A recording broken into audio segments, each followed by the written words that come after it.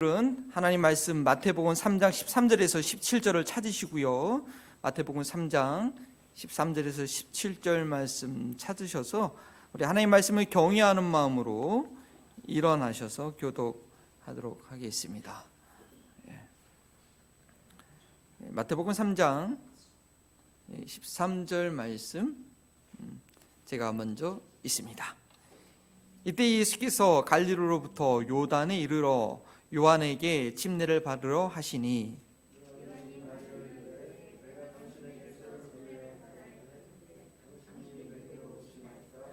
예수께서 대답하여 이르시되 이제 허락하라. 우리가 이와 같이 하여 모든 의를 이루는 것이 합당하니라 하시니 이에 요한이 허락하는지라.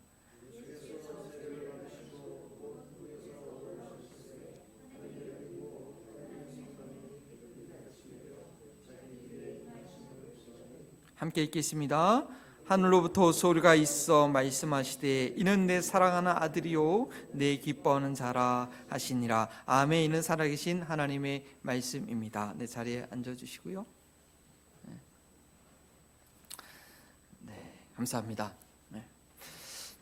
제가 이제 노스캐롤라이나 온 지가 이제 한 3년, 이제 4년째가 되어오는 것 같아요. 이제 타주로 이렇게 이전할 때 여러 가지 자치 세틀다운 하는데 이제 운전면허증을 새로 해야 되지 않습니까? 그래서 운전면허증을 새로 이제 발급받으러 여기 앞에 있는 DMV로 갔는데 뭐 한참 기다려야 되죠. 우리 아내가 뭐 이렇게 찾아보더니 여보 시험 봐야 된대 그러는 거예요. 자세히 보니까 그냥 면허증을 바꿔주는 게 아니고 테스트가 있더라고요. 뭐냐면 그 사인 보는 거, 사인 보고 그 테스트 하더라고요. 이렇게.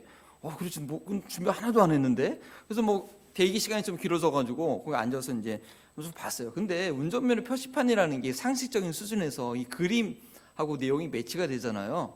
그런데도 자주 안 보는 사인은요, 이게 내용을 모르면 이게 뭔지 모를 수가 있어요. 그래가지고 뭐 여러 가지가 있는데 이게 쭉 뭐 이렇게 그래도 이제 그림이 나타나는 게 의미가 있으니까 금방 외워지더라고요. 그래서 이제 기다리면서 보고 뭐 면허증 새로 받기에 문제는 없었습니다. 여러분 한번 이 표지판 한번 보여주시죠. 이게 뭔지 여러분 아시겠습니까? 이거 미리 공부 안 하면 전혀 모릅니다. 이게 저게 뭐야? 빨간 바로 화살표요.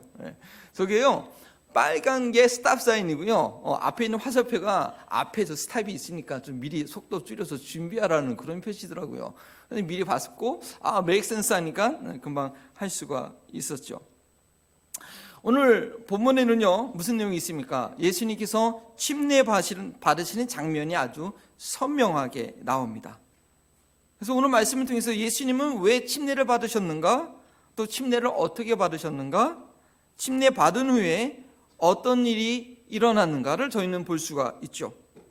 근데 이 침례는요 기독교의 핵심 진리를 알려주는 그런 상징적인 의미가 있는 것이에요.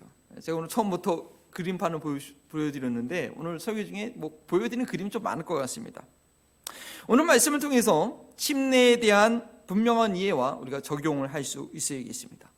교통 표지판이요, 그 분명히 나타내고자 하는 한 가지 뜻이 있고 우리가 그것을 좀 서로 알아야지 교통사고를 예방할 수 있습니다. 마찬가지로 이 물속에 들어갔다가 다시 나오는 이런 침례의 방식은 그것이 의미하는 독특한 내용이 있는 것이고요. 또 그것을 우리가 바로 알고 표현할 때 저희가 무엇을 믿고 있는 자들인지 혼돈되지 않게 다른 사람들에게 증거할 수 있다는 것입니다. 그러나 뭐 저희 교회 제가 보기로는 저도 그렇고 침례교회에서 잘하신 분들은 한 분도 안 계신 것 같아요. 다 다른 곳에서 이제 믿음 생활 시작하셨다가 이제 저희 교회가 어쩌다 침례교회가 됐기 때문에 저도 뭐 미국에 와서 침례교 목사가 됐기 때문에요. 저도 사실 오리지널은 아닌데 그래서 우리가 좀 같이 배워가는 마음으로 오늘 말씀을 잘 경청할 수 있게 되기를 바랍니다.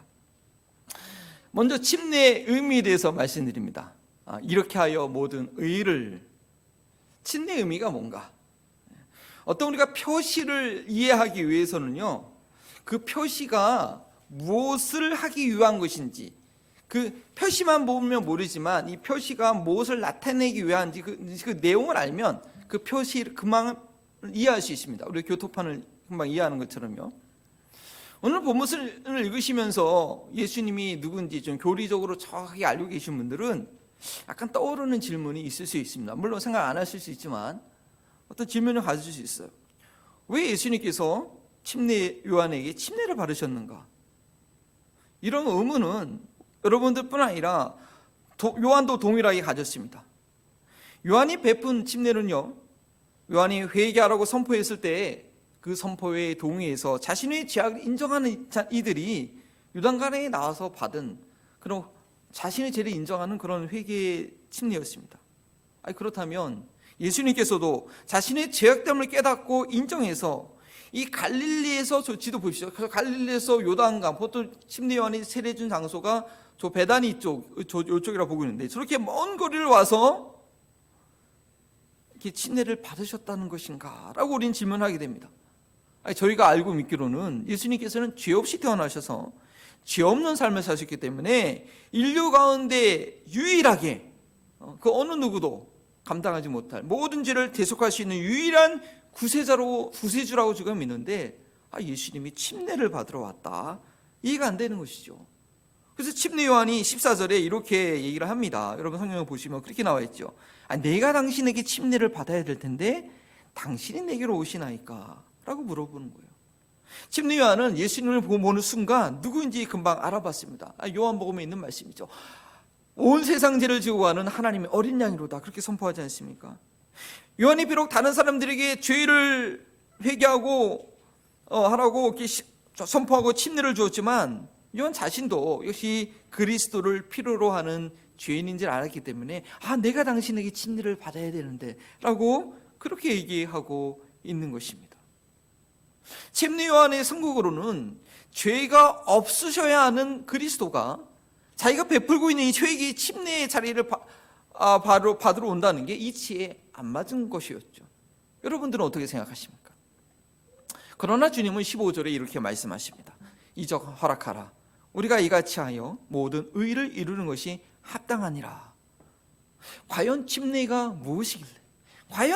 무엇이길래 그리스도이신 죄가 없으셔서 모든 사람들의 죄를 담당할 수 있는 그리스도이신 예수님께서 침례를 받아야 모든 의가 이루어지는 것일까요? 먼저 죄인이 아니신 예수님께서 침례를 받으셔야 됐던 그 이유부터 우리 성경으로 한번 확인해 보겠습니다. 2020년도 로마서 강의 설교를 할 때 한번 드렸던 설명인데 이것이 참 교리적인 것이라서 헬라어 문법부터 해가지고 좀 이렇게 설명이 깊어집니다. 좀 잘 이해하기 쉽지 않은 내용이지만 한번 기억을 되살리시기 바랍니다. 로마서 8장 3절 말씀이죠. 이런 말씀이 있었습니다. 우리 한번 읽어볼까요? 율법이 육신으로 말미암아 연약하여 할 수 없는 그것을 하나님은 하시나니 곧 죄로 말미암아 자기 아들을 죄 있는 육신의 모양으로 보내어 육신의 죄를 정하사. 자신의 아들 예수 그리스도를 이 세상에 보내실 때 어떤 모양으로 보내셨는가 하면 죄가 있는 듯한 그런 육신의 모양으로 보내셨다는 것입니다. 여기서 죄 있는 모양이라고 했는데 이 모양이라는 단어를 번역한 헬라어 단어 호모이타이라는 단어가 아주 중요합니다. 무엇과 같다, 무엇과 비슷하다, 무슨 같은 형태다, 비슷한 겉모습이다 라는 단어를 쓸 때 쓰는 단어입니다. 그런데 그 본질은 동일한 것이 아닙니다. 어떤 것 같으냐, 구약에서는 이런 말씀이 있죠. 하나님이 인간을 만드실 때 어떻게 해요? 하나님의 형상대로, 그 모양대로 만드셨다고 합니다. 그래서 우리 가운데는 하나님의 이미지가 있지만 그렇다고 우리가 하나님과 동등하지는 않지요. 하나님의 그 모양대로 우리는 지음받은 것입니다. 예수님도 마찬가지라는 것이죠. 예수님께서 인간의 육신의 모양대로 오셨지만 우리 인간 같은 죄인은 아닙니다. 단지 육신의 모양으로 오셨기 때문에 우리 인간인 것은 확실합니다. 다시 한번 좀 논리적으로 생각해 보면 인간은 아담과 하와 이후에 타락한 본성과 그 타락한 본성을 갖고 있는 너는 흑인이 흑으로 돌아갈지나 한 그 육신을 동일하게 같이 물려받아서 계속 그렇게 물려받아서 태어납니다. 그러나 예수님은 어떻게 잉태하셨죠? 성령으로 잉태되셨습니다. 그래서 그의 본성은 거룩한 하나님이십니다. 그러나 마리아를 통해서 육체를 가지고 태어나셨기 때문에 죄인들처럼 이 죽음을 맛보여야 하는 그런 육체를 가지고 계신 것입니다. 그렇기 때문에 예수님께서는 그 육체 가운데 사시는 동안에 말할 수 없는 탄식과 간구와 때로는 고난을 받으면서 아들이라 할지라도 고난을 통하여 순종함을 배우셨다라고 그렇게 히브리서 기자는 말하고 있습니다.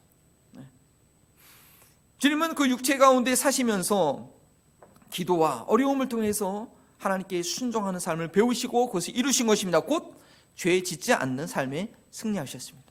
그래서 모든 인류의 죄를 대속할 수 있는 유일한 구세주가 된 것입니다. 그러나 하나님께서는 여전히 예수님의 육신의 죄를 정하셨습니다. 왜냐하면 예수님께서 처음부터 가지셨던 육신의 몸은 결코 영원히 살 몸이 아니었던 것이죠.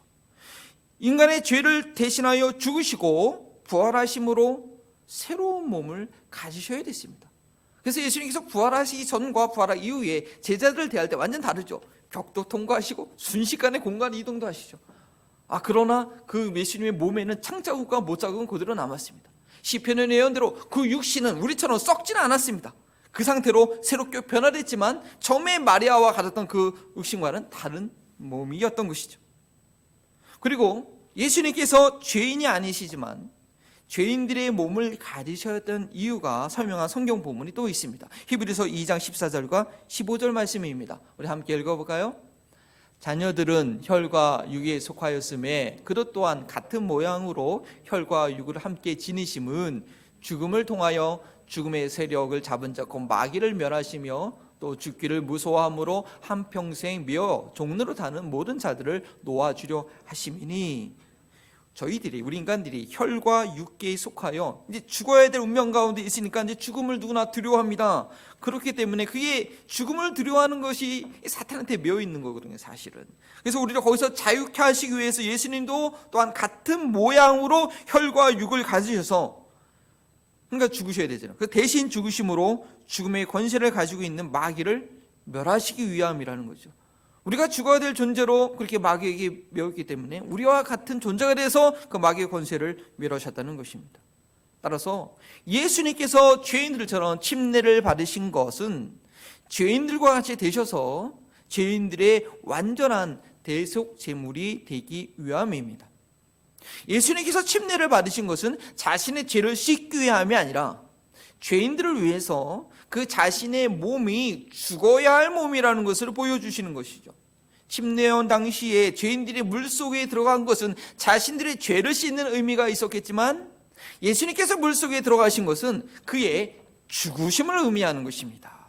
그래서 로마서와 골로새서에 침례를 가르칠 때 이렇게 말하고 있습니다. 로마서 6장 3절 4절 제가 읽어드립니다.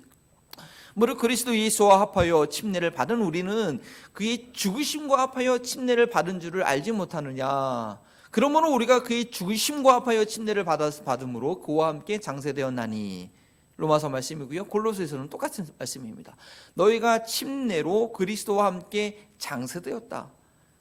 침례는 곧 죽음을 말하는 것입니다. 저희가 예수님을 믿음으로 침례를 받는 것은 예수님께서 물에 빠지심으로 그의 자기의 죄를 씻은 것이 아니라 그가 죽으심을 의미하셨던 것처럼 저희도 예수님과 함께 침례 받음으로 예수님과 함께 죽었다라는 것을 말할 수가 있는 것입니다. 예수님이 받으신 침례는 죄 씻음 받기 위한 것이 아니라 그의 죽음을 의미하는 것이고 우리가 그와 함께 침례 받음으로 우리로 죄에 대해서 죽게 되는 것입니다. 죄인들이 죄의 문제를 해결하는 것은 씻는 정도로가 가능하지 않습니다. 로마서에 있는 말씀처럼 그 죄에 대해서 완전히 죽어야지 우리는 죄의 문제를 받는 것입니다.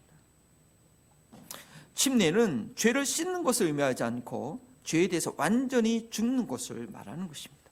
그것이 예수님께서 받으신 침례이고 저희가 같이 받아야 될 침례입니다. 그러나 침례는 죽음만을 또한 말하지는 않지요. 예수님께서 물속에 빠지셨다가 다시 일어나신 것처럼 침례는 죽음 이후에 다시 사는 삶, 생명을 동일하게 의미합니다. 이 침례를 설명했던 로마서와 골로새서 후반절, 제가 앞은 전반절만 읽었습니다. 후반절이 다음과 같이 가르쳐줍니다. 로마서 6장 4절 말씀이죠. 이는 아버지의 영광으로 말미암아 그리스도를 죽은 자 가운데서 살리신과 같이 우리도 또한 새 생명 가운데 행하게 하려 함이라. 골로새서 말씀은요, 또 죽은 자들 가운데서 그를 일으키신 하나님의 역사를 믿음으로 말미암아 그 안에서 함께 일으키심을 받아내니라. 하나님께서 그리스도를 죽은 자 가운데서 영광 가운데 다시 일으키신 것처럼, 부활시키신 것처럼 예수님과 함께 죽은 자들이 다시 살아나는 것이 구원이고, 침례식에서 그냥 물에 빠뜨리고 마는 것이 아니라 다시 일으키는 것이 바로 그것을 표현하는 것입니다. 예수님께서 받으신 침례는 그의 죽으심과 부활하심을 예표하는 것입니다. 그리고 이것이 바로 하나님의 의입니다. 죄인들을 위해 죄 없으신 독생자의 육신의 몸에 죄를 정하여 대신 죽게 하시고, 그뿐만 아니라 다시 살리심으로 죄인들도 그처럼 살리시는 하나님의 의로운 역사를 예수님의 침례가 미리 보여주는 것입니다. 예수님께서 우리가 이와 같이 하여 의를 이루는 것이 합당하다고 말씀하신 것은, 예수님께서 공식적인 사역을 하시기 전에 예수님께서 죄인들과 같아지는 위치를 취하심으로 하나님께서 인간을 구원하시는 방법의 의로우심을 보여주자. 물론 그 절차상 먼저 침례를 받는 것도 필요하지만, 또한 그런 모습을, 하나님 의를 보여주자는 내용도 우리가 그 의미에서 찾을 수가 있는 것입니다.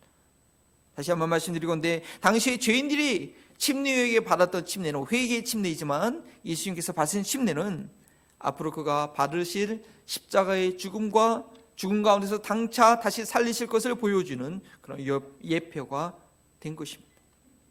그러면 그 침례는 어떻게 해야 되는가? 침례의 방법에 대해서 말씀드립니다.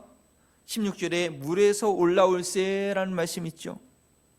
이렇게 해서 이렇게 예수님의 죽으심과 부활하심, 그 예수님을 믿는 이들이 예수님과 함께 죽고 함께 부활한다는 것을 보여주는 침례는 어떤 방식으로 진행되어야겠습니까?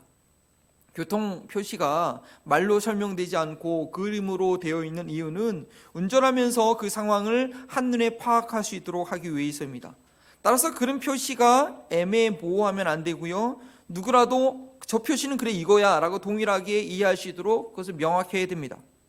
침례의 방법도 마찬가지입니다. 우리가 이와 같이 하여 모든 의를 이루는 것이 합당하다 말씀하신 그 의의가 무엇인지 명확하게 보여줄 수 있는 그런 표지를 해야 된다는 것이죠. 16절에 예수님께서 침례를 받으시고 물에서 올라오실세, 예수님께서 받으신 침례가 어떤 방식이었는지를 알려주는 그런 표현입니다. 요단 강변에서 물의 일부로 씻고 올라오신 것이 아니죠. 그렇다고 한다면 물에서 올라왔다는 표현을 쓸 수가 없습니다. 물에 완전히 잠기셨다가 그 위로 올라왔다는 표현입니다.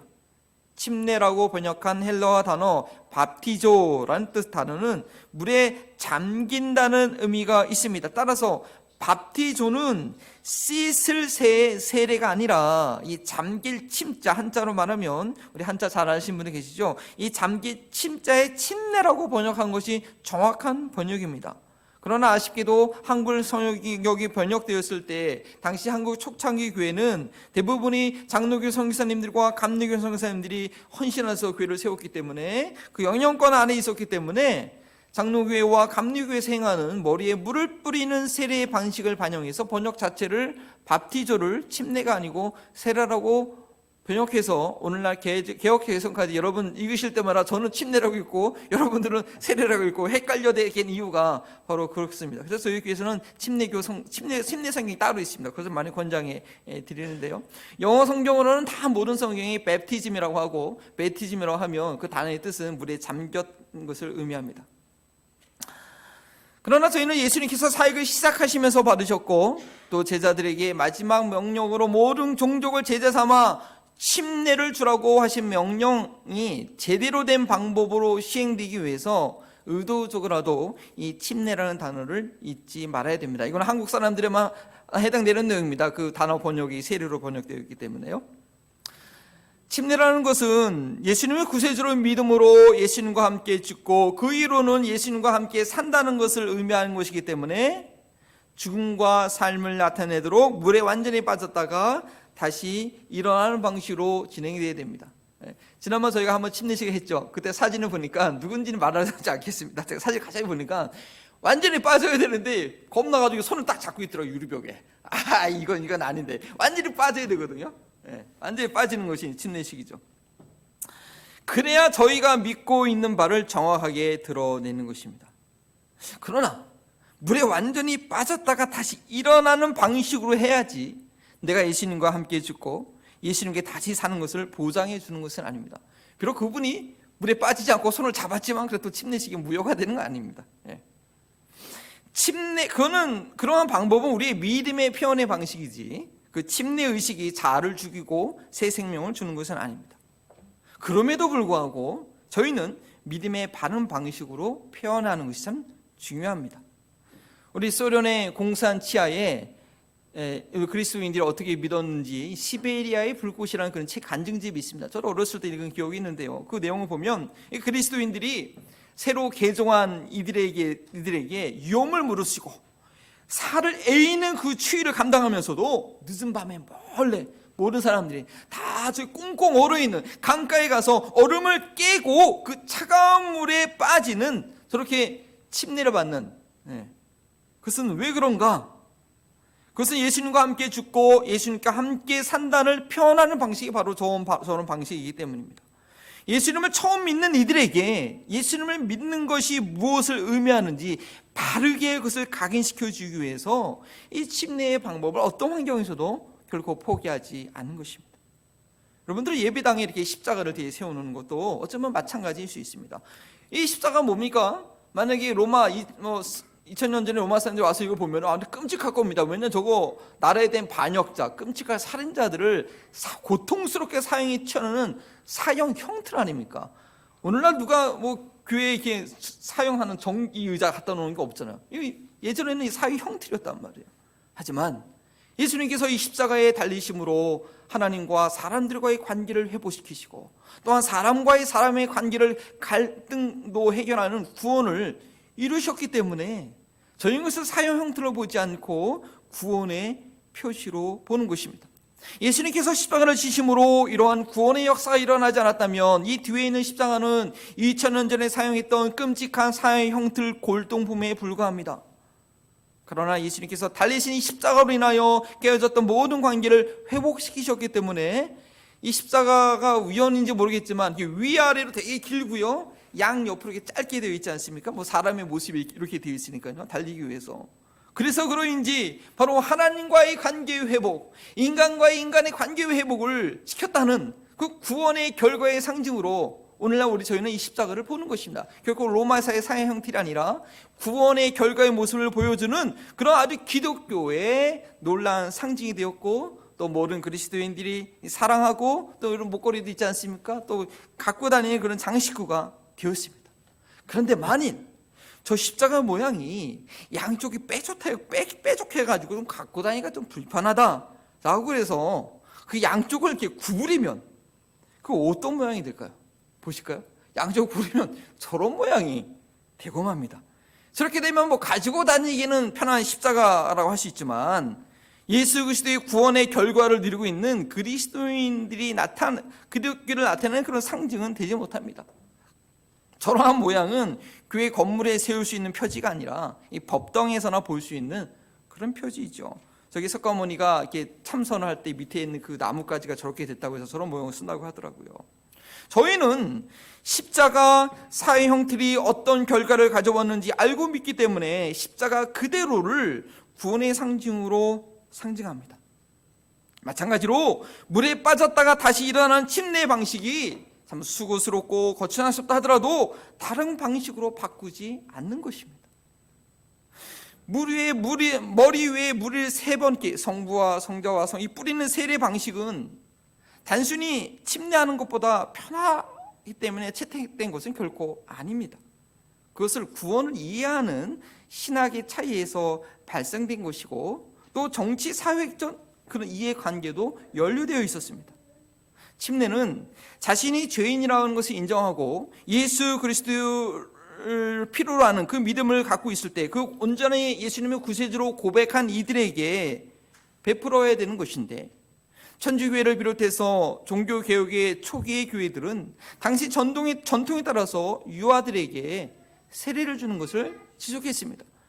믿음의 고백을 하지 못하도 그냥 얘는 믿을 거야 하고 아이들한테 세례를 베풀었다는 것입니다. 이것은 구원을 어떤 예정론적인 사상 가운데 언약 사상에 근거해서 아이들이 믿음의 고백을 하지 못해도 부모의 믿음을 보고 얘는 구원받은 사람이라고 언약을 할 수 있다라는 그런 구원 신학 사상 때문에 시작된 것이죠. 당연히 어린 아기들에게는 물에 잠기게 하는 침례를 준다는 것이 위험하기 때문에 이렇게 머리 위에 살짝 물을 뿌리는 그런 세례의 방식이 채택된 것입니다. 그리고 이것은 기독교가 국교화되면서 시작될 가능성이 많은데, 오늘날에는 독일 같은 데는요, 아직도 교회세가 있습니다. 교회에 등록된 모든 사람들은 세금을 내야 됩니다. 8%를 냅니다. 그리고 그걸로 교회를 운영하고 목회자들의 월급을 주는 게 아직도 독일에 있었는데, 처음에 로마의 핍박 가운데 있다가 이 교회가 로마 전체의 국교화가 되면서 바로 세금을 징수하는 그 수단이 누구냐? 그리스도인들에게 징수를 했는데, 그를 정확하게 많이 세금의 대상자를 확보하기 위해서는 뭐예요? 어렸을 때부터 일단은 침례를 주고 봐야 돼요. 그리고 뭐 거기서는 다 태어나자마자 그렇게 되는 거죠. 결국 이거는 그러한 어떤 사회적인 그런 정치적인 그런 배경도 있었다라는 것이죠.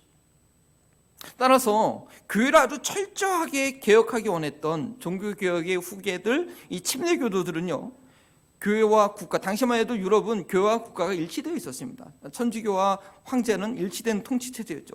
그래서 교회와 국가를 확실히 분리하고 오직 믿음의 고백을 한 이들에게만 침례를 줘야 된다 라고 강력하게 종교개혁을 제대로 해야 된다, 그렇게 주장하게 되었습니다.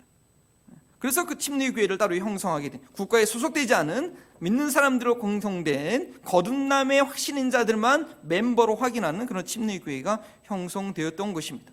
그런데 이것은 당시에 국가 교회에 대한 반역에 해당되었고 위협이 되었습니다. 그래서 침례교인들이 유아 세례를 거부하고 침례를 다시 줘야 된다는 주장 그 하나만 이유로도 상당한 박해를 받았습니다. 그래서 침례기도 한다면 어떤 식으로 저렇게 물에 수상시키는 그런 방법으로 수만 명의 많은 침례교인들이 물에서 빠져 죽었고요. 미국이 처음에 교회가 정착할 때도 마찬가지입니다. 그때 회중교회나 장로교회가 우세였기 때문에 침례교회들은 많이 소외되고 핍박받고 어려움이 미국 초창기에도 여전히 있었습니다. 침례교회는 이렇게 핍박을 받아가면서 교회를 형성했기 때문에 이 침례의 방식을 고수하는 것은 그들의 교회의 정체성을 유지하는 데 있어서 아주 중요한 그런 내용이 되었습니다. 저도 16살 때 감리교회에서 세례를 받았습니다. 그러나 30대 후반에 이미 목사임에도 불구하고 미국에 와니까 침례교회를 다녔거든요. 거기서 사역하면서는 교회에서 침례를 다시 받아야 된다. 그래가지고 내가 목사인데 내가 세례 받은 지가 지금 몇 년인데 침례를 다시 받아야 된다. 한참 고민했습니다. 고민하다가 그냥 교회의 질서에 순종하자 하는 마음으로 받았죠. 당시에는 왜 침례가 옳은지, 왜 침례의 방법을 고수해야 되는지 모르고 받았지만, 제가 침례기 신학교에서 공부하면서 성경을 연구하면 연구할수록 여러분들께 오늘 설교하는 것처럼 구원의 깊이를 이해하면 이해할수록 이 침례의 방식이 바꿀 수 없는 그런 놀라운 표지구나라는 것을 깨닫게 됩니다. 그래서 이것은 결코 세례의 방식으로 대체할 수 있는 그 문제가 아니라는 것이죠. 물론 침례식이라는 방법이 구원을 주는 것은 아니기 때문에 침례를 받아야 구원받는 것이라고 그 누구도 그렇게 말하지는 않습니다. 그러나 예수님조차 사역을 시작하시기 전에 침례를 받으셨고, 승천하기 전에 제자들에게 모든 족속을 제자 삼을 때 뭘 얘기하세요? 침례를 먼저 주라고 그렇게 명령하셨기 때문에 저희가 세례가 아니라 예수님 받으신 그 방식 그대로 침례를 주어야 될 충분한 이유가 있다고 봅니다. 침례식을 시행하기 위해서 건물을 지을 때 침례탕을 따로 마련하기 때문에 비용이 더 들고, 또 침례탕이 없는 경우에는 강가에 가서 받아야 되는 그 불편함이 있더라도 이 침례의 방법을 고수하는 것은 그것이 예수 그리스도와 함께 죽고 다시 사는 것을 표현하기 때문입니다. 침례의 방식은 구원이 무엇인지 알려주는 너무나 중요한 복음 전파의 한 가지 방법이 됩니다. 저희가 침례를 자주 해서 자주 보여드릴 수 있어야 되는데, 그렇지 못한다고 한다면 표현이라도, 죄를 씻는다는 표현의 세례가 아니라, 저희는 죄를 씻어서 죄의 문제를 해결을 못합니다. 절대. 죄에 대해서 죽어야 죄의 문제는 해결되는 것입니다. 죄에 대해서 완전히 죽는다라는 그런 침례라는 표현을 사용할 필요가 있는 것이죠. 저희 교회가 침례 때문에 순교한 이들의 순교의 피 위에 세워진 그런 침례의 교회라고 한다면, 침례의 교회에 간판을 달았다고 한다면 그 방식뿐만 아니라 단어 표현도 바르게 사용할 필요가 있다고 요한계를 통해서 여러분께 말씀을 드립니다. 가장 중요한 내용은 그 다음입니다. 침례의 확신입니다. 내 사랑하는 아들이요. 더 중요한 것은요, 침례를 통해서 갖게 되는 확신입니다. 아무리 물속에 들어갔다가 다시 일으키는 방식으로 침례를 받았다고 하더라도 그렇게 받은 방식의 결과가 분명하지 않으면 아무 소용이 없는 것이죠. 침례를 받든 세례를 받든 예수 그리스도를 믿는 자들에게 주는 것인데, 그 결과는 뭐냐? 하나님의 자녀가 되었다는 확신이 흔들리지 말아야 됩니다. 예수님께서 물 위에 올라오자마자 어떤 현상이 있었습니까? 예수님께서 무엇을 보셨고 무엇을 들으셨습니까? 우리 16절과 17절 말씀 함께 한번 읽어볼까요? 네, 성경책을 보시고 성경책을 보시고 읽겠습니다. 하늘이 열리고 하나님의 성령이 비둘기같이 내려 자기 위에 임하심을 보시더니 하늘로부터 소리가 있어 말하시되 이는 내 사랑하는 아들이요 네 기뻐하는 자라 하시니라. 첫 번째, 예수님께서는 성령님이 자기 위에 임하시는 것을 직접 눈으로 봤습니다. 비둘기같이 임했다고 했습니다. 두 번째, 예수님께서는 하나님께서 하시는 그 말씀을 듣게 되었습니다. 예수님께서 침례를 받으신 이후에 하나님이 성령이 충만히 임하심으로 놀라운 사역을 하실 수 있었고, 또 하나님의 사랑받는 아들이라는 정체성을 분명히 할 수 있었기에 사장에 나와 있는 광야에서의 사탄의 시험을 이겨낼 수 있었습니다. 그처럼 예수님의 그 침례받는 것은 예수님과 같이 침례받은 이들이 어떤 확신을 가지고 어떻게 살아야 할 것을 우리에게도 주는 교훈이 있는 것입니다. 예수님과 함께 죽고 함께 살아난 이들이라면 그 이후의 삶은 절대적으로 성령님을 쫓아 성령님과 함께하는 삶이어야 합니다. 성령님이 임하시지 않으면 아무것도 아니라는 것, 여러분 구원의 진리에 있어서 반드시 이해해야 됩니다. 아무리 좋은 것도 성령님이 내 안에 임재하지 않으면 거기는 생명이 없는 빛껍질에 불과합니다. 그것은 종교생활하는 것이요 윤리생활하는 것에 불과합니다. 예수님과 함께 침례받은 이들은 성령님께서 나와 함께 하심을 경험하고 느끼게 됩니다. 성령이 계시네 할렐루야 함께 하시네, 이 찬양이 나도 모르게 절로 넘쳐나게 된 것입니다. 예수님과 함께 죽은 이후에 함께 일으키심을 받은 자들은 어떤 자들이냐? 그 성령이 그 마음에 임하시는 것이죠. 로마서 8장 11절에 예수를 죽은 자 가운데서 살리신 이의 영이 네 안에 거하시면 그리스도 예수를 죽은 자 가운데서 살리신 이가 너희 안에 거하시는 그 영으로 말미암아 너희 안에 거하시는 그 영으로 말미암아 너희 죽을 몸도 살리시리라. 그리고 그 성령님으로 말미암아 저희는 하나님의 자녀가 되었음을 확신하게 됩니다. 로마서 8장 16절에 성령이 친히 우리 영과 더불어 우리가 하나님의 자녀된 것을 증거하시니, 그 성령님이 내가 하나님의 자녀가 되었다, 내 안에 있는 영과 더불어 대화하시면서 확신을 주는 것입니다. 내가 하나님의 자녀가 되었다는 확신은 사람이 가르쳐 주어서 이성적으로 내가 이해해서 내가 좀 착해진 것 같아서 가질 수 있는 확신이 아닙니다. 그것은 오직 성령님께서 주시는 확신입니다. 중학교 2학년 때 윤리 시간이었도록 기억하는 거예요. 그 선생님이 참 좋은 선생님이었는데 저 학생들한테 이제 어느 날 갑자기 종이 한 장을 다 나눠주면서 자신이 누구인지 자신의 정체성에 대해서, 중학교 2학년이 뭘 압니까? 하여간 또 그 뭐 정체성이 중요하니까 애들 방황하지 말라고 한번 쓰라는 그런 시간을 주셨어요. 한 30분을 주었는데 종이 페이퍼를 갖고 나는 뭐라고 써야 되나. 근데 제가 뭐라고 썼는지 정확히 기억이 안 나지만 확실히 기억나는 거 첫 문장이 있었습니다. 나는 하나님의 자녀다. 참 그때 믿음, 제가 무슨 용기가 무슨 배짱이 있어서 선생님한테 제출하는 건데 그렇게 썼는지 모르겠어요. 그래서 어렸을 때부터 교회를 다녔던 것이 좀 영향을 준 것 같아요. 그때 아직 세례로 안 받을 때요. 세례는 16살 때 받았으니까 아직 세례로 받지 않을 때인데 그렇게 나는 하나님의 자녀다라고 썼던 기억이 있습니다. 세례식이나 침례식이 저희에게 그런 구원의 확신을 주는 것이 아닙니다. 예수님을 구세주로 믿을 때 성령님께서 그와 심령 안에 계시고 성령님께서 내 안에서 하나님의 자녀인 것을 증거해 주시는 것입니다. 그 확신이 있을 때에 하나님을 거부하는 이 타락한 세대 가운데 하나님이 인정하는 믿음의 삶을 살 수 있게 되는 것입니다. 예수님의 공생의 사역은 결코 쉬운 일이 아니었습니다. 자신이 죄인인지 모르는 이들은요, 예수님의 사역을 이해하지 못했고 받아들일 수 없었습니다. 성령의 놀라운 능력으로 행하시는 것들을 그 능력에도 불구하고 거부하였습니다. 귀신의 힘으로 내쫓는 것이라고 비난했습니다. 예수님의 친형제들조차 예수님을 믿지 않았을 뿐 아니라 예수님의 제자들조차 예수님을 보는 것이 곧 하나님을 보는 것이라는 것을 이해할 수가 없었습니다. 아버지께서 일하시기 때문에 나도 일한다고 얘기했는데 그 말 때문에 유대인들은 예수님을 죽이려고 결정을 합니다. 예수님의 정체성에 대해서 그 누구라도 제대로 이해할 수 없었고 그것을 드러나는 것은 도리어 위협의 순간이 되었지만, 예수님께서는 침례 받으실 때 하늘로 열려지고 하늘로부터 들려오는 그 음성 그대로 이 땅에 사시면서 하나님의 아들로서 하나님께 죽기까지 순종하는 삶을 이루어내신 것입니다. 너는 나의 사랑하는 내 아들이라 라는 침례받는 순간 그 음성을 들었기 때문에 그 정체성과 확인을 가지고 마지막 상까지 그 십자가성에도 엘리 엘리 라마 삭다니 아버지의 이름을 부를 수가 있었던 것입니다. 끝까지 하나님의 자녀로서 아들로서의 정체성을 놓치지 않으신 것입니다. 저희에게도 이런 확신이 필요합니다. 침례 자체가 이런 확신을 주는 것은 아니지만, 침례 받았다는 것은 하나님의 자녀가 되었음을 만방에 공개적으로 알리는 의식입니다.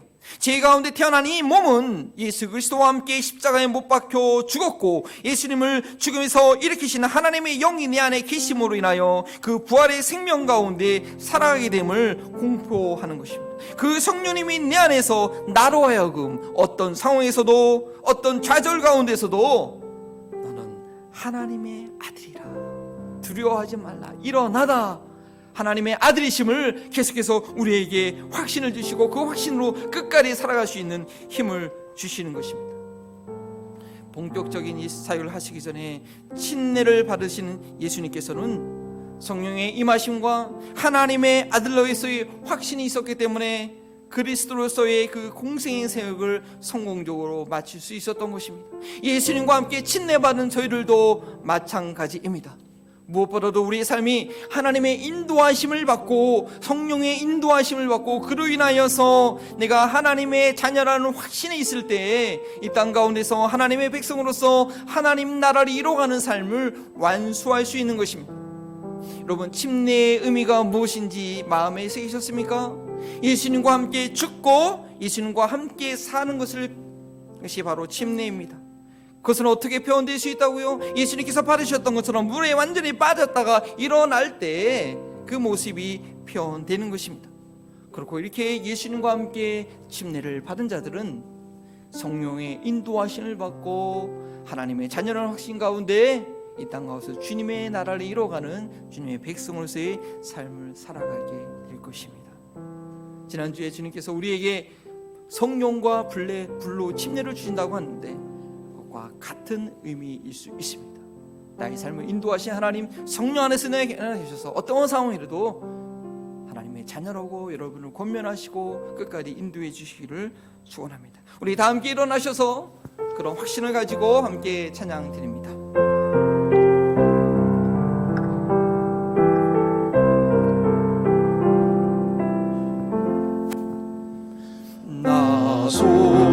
속죄함을 받으는 한없는 기쁨을 다 헤아릴 수 없어서 늘 찬송합니다.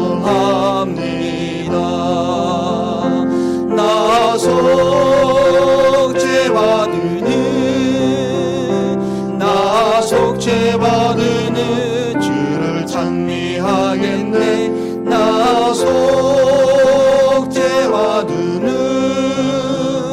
주의 이름 찬미하겠네. 나 속죄함을 받으는 내 맘이 새로워 주 뜻을 준행하면서 제 길을 버리네. 나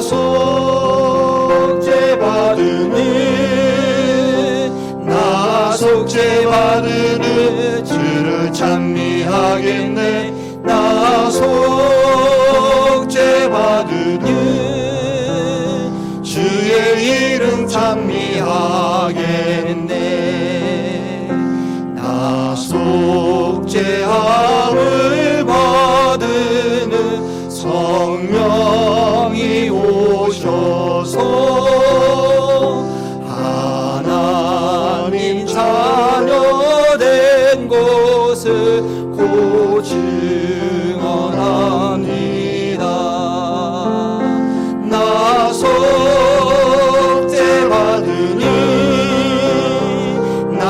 속죄 받으니 주를 찬미하겠네. 나 속죄 받으니 주의 이름 찬미하겠네. 나 속죄함을 받으니 보혈의 공로로 내 주의 이름이 늘 평안합니다. 나 속죄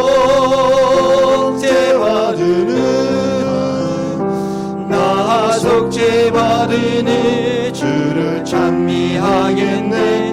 나 속죄 받으니 주의 이름 찬미하겠네. 다시 한번 3절입니다. 나 속죄 받으니 나 속죄함을 받으니 성령이 오셔서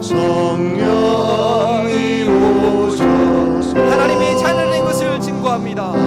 하나님 자녀된 것을 고시원합니다. 나 속죄 받으니 나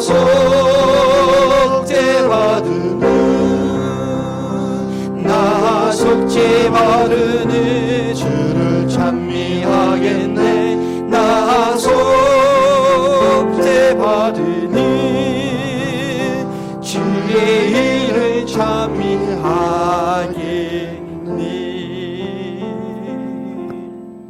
감사합니다. 여기 계신 함께 예배하신 분들은 다 그런 증거가 있는 분 줄 믿습니다.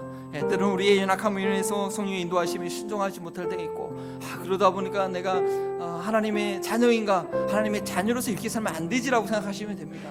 계속해서 이 땅 가운데 그런 확신 가운데 있을 때 주님께서 침례를 받으신 후 음성을 듣고 그런 성령의 임하심으로 공생의 사역을 이루셨던 것처럼 우리 가운데 그런 확신과 인도하심이 있을 때 하나님 나라를 이루는 삶을 살게 됩니다. 그러한 저희 교회가 될 수 있습니다. 앞으로 주님과 함께 그런 삶을 계속 잘 살아갈 수 있도록 주의 도움을 구하며 주의 이름을 주고 함께 기도합니다. 주여 감사합니다. 하나님의 놀라운 은혜로 말미암아 저희를 하나님의 자녀 삼아주시니 감사합니다. 주 예수를 믿을 때 성령님을 우리에게 주셔서 하나님의 자녀 되심을, 주님의 인도하심을 따라가는 믿음의 삶을 살게 하십니다. 성령님의 인도하심 우리 가운데 더욱더 충만하게 있게 하여 주시고, 성령의 인도하심 가운데 순종하지 못하게 하는 그런 교만함과 그런 육신에 속한 생각들과 하나님과 악한 생각들을 제거하여 주시고, 계속해서 성령의 인도하심 가운데 하나님의 자녀임을 증거하는 믿음의 삶을 살 수 있도록 주님이 인도하여 주옵소서. 성령의 인도하심 우리의 삶 가운데 하나님의 그 사랑하심이, 하나님의 돌보심이 우리 교회 가운데 우리 사랑원에 나타남을 증거할 수 있도록 주님 도와주시니 주님 감사합니다. 주님 감사합니다. 주님 도와주시니 감사합니다. 하나님 감사합니다. 하나님 이 지역 가운데 한인교회를 세워주시되 정말 순교의 피가로 인하여 주님의 말씀에 순종하려고 했던 이런 침례교회를 세워주시니 감사를 드립니다. 우리의 구원이 단순히 죄를 씻는 것이 아니라 완전히 죄에 대해서 죽고 그리스도와 함께 부활하여 얻은 구원이라는 것을 확신케 하시니 감사합니다. 그러나 이러한 확신이 하나의 형식이 되어서 그것을 증거하고 나타내는 것이 아니라 그래서 그 형식만을 자랑하고 그 형식만을 주장하는 어리석고 교만한 자가 되지 않게 하여 주시고, 주님과 함께 죽은 자로서 주님의 부활의 생명에 살아가는 자로서 그 성령의 인도하심을 받기를 힘쓰는 저희를 되게 하옵소서. 하나님의 자녀임을 만방에 자신감 있게 증거하고 알릴 수 있는 그런 믿음의 삶을 살게 하여 주옵소서. 앞으로 계속되는 마태복음을 통하여서 내가 그 성령의 인도하심 가운데 순종하지 못하게 하는 그런 걸림돌이 내 안에 무엇이 있는지 발견하게 하시고 주 앞에 내려놓음을 인하여서 하나님의 자녀로서 부끄러움 없는 저희가 되게 하여 주옵소서. 하나님, 우리가 귀한 성도들이 하나님의 자녀이기 때문에 정말 한 주간 살아가는 그 모든 사업과 직장 우리에게만 맡기지 아니하시고 우리와 함께 주님의 그 뜻을 통하여 주님의 뜻을 이루신 줄 믿습니다. 지난 한 주간을 돌보시는 하나님 주께 감사함으로 하나님 인정하며 정확히 귀한 예물을 드려오니 이 생명의 복음이 증거되는데 온전히 쓰임받게 하옵소서. 이번 한 주간의 삶 가운데도 우리 성도들의 가정과 그 직장과 그 사업터, 이것을 통하여 하나님께 영광 돌리고자 하는 간절한 소원을 허락하시고 기도하게 하셔서 하나님께서 책임져 주는 귀한 사업 일터가 되게 하여 주시옵소서.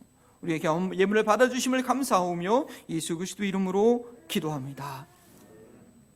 이제는 죽은 자의 침례의 본이 되어주시는 예수 그리스도의 은혜와 죽은 자를 살리시는 그 무한한 능력으로 돌봐주시는 성령 하나님의 사랑하심과 내 안에 계셔서 어떤 환경 가운데서도 하나님의 자녀임을 증거해 주시는 성령 하나님의 교통하심이 이제 침례의 의미를 바로 깨닫고 주님의 명령을 따라 행하기를 결단하는 우리 사랑하는 한마음벌린 동교의 모든 성도들과 이 지역사회와 전세계 가운데 이 복음을 증거하고 있는 성교사님들 가운데 특별히 아직도 우크라이나에 남아서 기도하며 주님의 뜻이 이루어지기를 간구하는 귀한 주의 성도들 가운데 지금부터 영원토록 함께 하시기를 축원하옵나이다.